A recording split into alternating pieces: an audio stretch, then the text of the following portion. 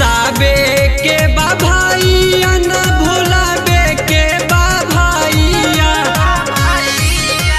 चश्मा छपपा बटन दबाबे के बा भैया।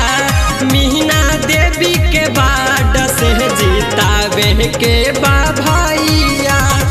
अइले उमेश भैया अब करी है भलैया। चश्मा छपपा बटन दबाबे के बा भैया।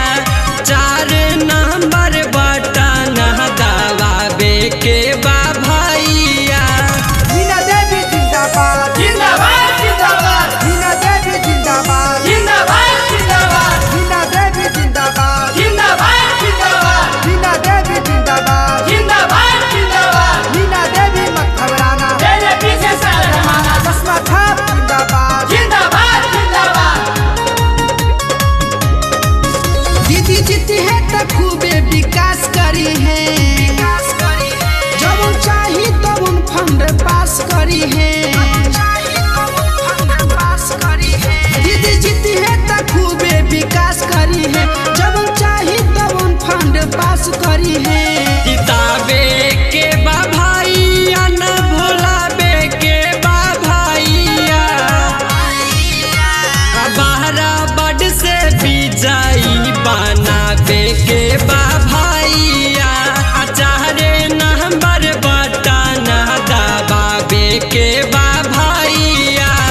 मीना देवी जिंदाबाद जिंदाबाद जिंदाबाद मीना देवी जिंदाबाद जिंदाबाद जिंदाबाद मीना देवी जिंदाबाद जिंदाबाद जिंदाबाद मीना देवी जिंदाबाद जिंदाबाद जिंदाबाद। मीना देवी मत घबराना तेरे पीछे सारा जमाना चश्मा छाप जिंदाबाद जिंदाबाद जिंदाबाद।